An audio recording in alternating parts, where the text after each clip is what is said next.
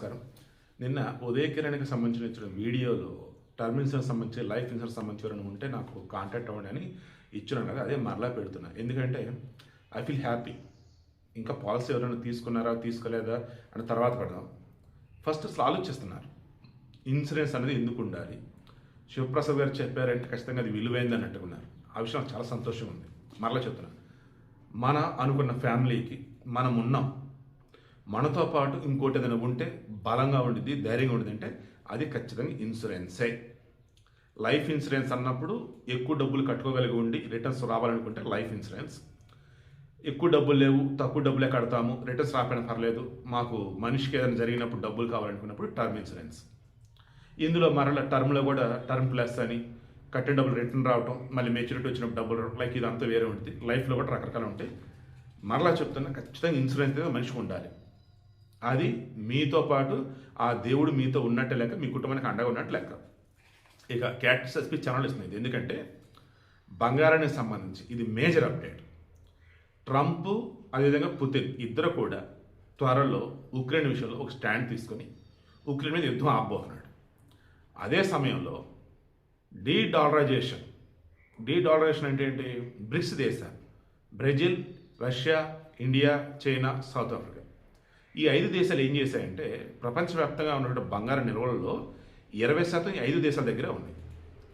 వీళ్ళు ఈ 5 దేశాల మధ్య జరిగినటువంటి ట్రాన్సాక్షన్ సంబంధించి డాలర్ని పక్కన పెట్టి మనం బంగారానికి సంబంధించి ఇచ్చిపుచ్చుకోవడం చేద్దామని చెప్పేసి అనుకున్నారు. అలా ఇప్పుడు బంగారం కొనడం మొదలెట్టారు. ఆ మూమెంట్లోనే మొన్న 2025లో విపరీతంగా పెరిగింది. ఇప్పుడు ట్రంప్ పుతిన్ మధ్య కుదిరిన డీల్ త్వరలో పట్టలేకపోతుంది అన్నది ఏంటంటే అగైన్ డాలర్ రూపేనానే మరలా మార్కం అన్నట్టు. అంటే నీ వస్తువులు అవతలకి అమ్మేవు అని డాలర్ ఇస్తాడు, నువ్వు అవతల చేతులు కొన్నావు, నువ్వు డాలర్ ఇవ్వాలి. అప్పుడు డాలర్ వెళ్ళి బలపడింది. ఆటోమేటిక్గా అప్పుడు ఏంటి, బంగారానికి సంబంధించి నువ్వు ఎక్స్చేంజ్ చేసుకోవు కదా, అవసరం ఉంటేనే వాడుకుంటావు, లేదన్నప్పుడు అలా ఉండిపోయింది. వేరే దేశానికి డాలర్ రూపాయలు నువ్వు డబ్బులు ఇవ్వాలి. సో త్వరలో డాలర్కి సంబంధించి మరలా ట్రాన్సాక్షన్స్ ఆయా దేశాల మధ్య నడుస్తున్నప్పుడు బంగారం వచ్చేటప్పుడు ఇక అంతగా అవసరం ఉండదు. అప్పుడు ఏమైంది, డిమాండ్ పడిపోయింది, బంగారం ఉంది. దెన్ ఎవరైతే వాడుతారో నగల కోసం, రిమైనింగ్ కోసం, అప్పుడు ఇక వాళ్ళే కొనుగోలు చేశారు.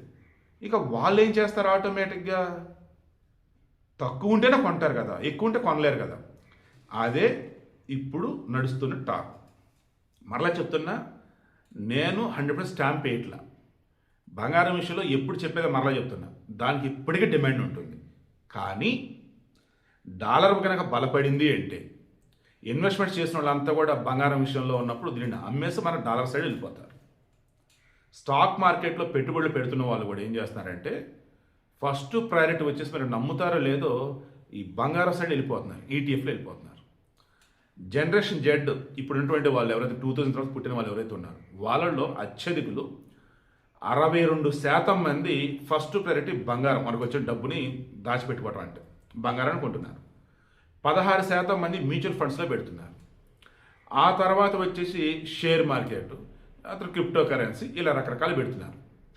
సో నేనేమంటున్నాను, ఆల్రెడీ ఇప్పుడున్నటువంటి యూత్ కానీ పెద్దవాళ్ళు కానీ బంగారం బెస్ట్ ఆఫ్ అని చెప్పేసి కొని పెడుతున్నారు. దానివల్ల కూడా రేటు పెరుగుతుంది. మరోపక్క డాలర్ బలహీనపడుతుంది కాబట్టి బంగారం సైడ్ ఇన్వెస్ట్మెంట్ చేశారు. ఇప్పుడు డాలర్ రూపేణా మరల ప్రపంచ దేశాలు అన్నీ కూడా అటు ఇటు కనుక వ్యాపారం చేస్తున్నట్టయితే దాన్ని డాలర్ మీద పెడతారు పెట్టుబడులు, డాలర్ కొనుక్కుంటూ ఉంటారు. అప్పుడు బంగారానికి సంబంధించి అంత డిమాండ్ ఉండదు. డిమాండ్ అంటే ఓన్లీ వస్తువులు కొనుక్కునే వాళ్ళకి సంబంధించి. అలా ఇప్పుడు చూస్తే మన ఇండియాకి సంబంధించి అత్యధికంగా మనం బంగారాన్ని ఇంపోర్ట్ చేసుకునేది స్విట్జర్లాండ్ నుంచి. దాని తర్వాత మన స్విట్జర్లాండ్, యుఏఈ. ఇప్పుడు యుఏఈతో ట్రంప్ ఒక డీల్ మోదీ ఒక డీల్ చేసుకున్నాడు. ఆ డీల్ ప్రకారం ఏంటంటే ఈ వచ్చే 1 yearలో భారీగా యుఏఈ నుంచి బంగారం దిగుమతి కాబోతుంది, యునైటెడ్ అరబ్ ఎమిరేట్స్ నుంచి. ఎంత భారీగా దిగుమతి కాబోతుంది అంటే కొన్ని లక్షల కోట్ల వర్తున్నట్టు బంగారం దిగుమతి కాబోతుంది. ఎక్కువ బంగారం మార్కెట్లో ఉంది. అండ్ వరల్డ్లో వచ్చినటువంటి వాళ్ళేమో పెట్టుబడులను కూడా బంగారాన్ని అమ్మేసేసి డాలర్ వైపు పెడుతున్నారు. బంగారం ఎప్పుడు ముంపుడుగా ఉంది, డాలర్ వాల్యూ బలపడింది. మరి ఇంకప్పుడు ఏంటన్నప్పుడు ఆటోమేటిక్గా బంగారం రేటు పడిపోయింది, తగ్గిద్ది. ఇదే అంతా చెప్తుంది. అది ఈ రెండు అవ్వచ్చు, నెక్స్ట్ ఇయర్ అవ్వచ్చు, లేదు ఈ మధ్య మళ్ళీ ఫ్లక్చువేషన్ ఉన్న మార్కెట్లో మరల అగైన్ బంగారం మీద పెడతారు. నేను మరలా చెప్తున్నా, నేను గమనించింది మాత్రమే చెబుతున్నా. మీరు భయపడకుండా కాన్ఫిడెంట్గా మీకు అనిపించింది చేయండి. బంగారానికి సంబంధించి గతంలో చాలామంది రేటు పడిద్ది అన్నా కానీ అది మొన్న 1,80,000 1,90,000 దాకా వెళ్ళిపోయి మరలా పడింది. ఇప్పుడు 1,52,000 దగ్గర ఉంది 10 గ్రాములు. రాను రోజులలో కూడా డాలర్ బాగా బలపడ్డప్పుడు, ప్రపంచ దేశాలన్నీ కూడా మార్కెట్లు దూసుకుపోతూ ఉన్నప్పుడు అప్పుడు మాత్రం బంగారం పడింది. అదర్వైజ్ బంగారం ఎప్పట్లాగా బంగారంగానే ఉండింది. కన్ఫ్యూజన్ ఏమీ లేదు కదా, క్లారిటీనే చెప్పా కదా. ఓన్లీ పుతిన్ కనుక డాలర్ రూపేనానే మన మధ్య వ్యాపారం నడవాలి అన్నప్పుడు అప్పుడు డాలర్ బలపడిద్ది. ప్రపంచ మార్కెట్లన్నీ ఇక బ్రహ్మాండంగానే ఉన్నారు అనుకున్నప్పుడు బంగారంలో పెట్టి ఇన్వెస్ట్మెంట్స్ అన్నీ కూడా తీసుకెళ్ళి స్టాక్ మార్కెట్ సైడ్ పెడతారు. అప్పుడు మాత్రం బంగారం పడింది. అది కూడా ఏ దేశాల దగ్గర అయితే భారీగా బంగారం ఉందో వాళ్ళు మార్కెట్లోకి బంగారాన్ని వదిలినప్పుడే ఈ బంగారం అనేది పడింది. ఓకే, హ్యాపీగా డబ్బు ఉంది, బంగారం కొని పెట్టుకున్నాం అనుకున్నప్పుడు అసలు ఇబ్బంది ఏమవుద్దు. మా దగ్గర అంత డబ్బు లేదు, ఇంకా పడిద్ది అంటారు కదా, వెయిట్ చేస్తున్నప్పుడు కొనుక్కుంటాడు, అలా అయినా ఓకే.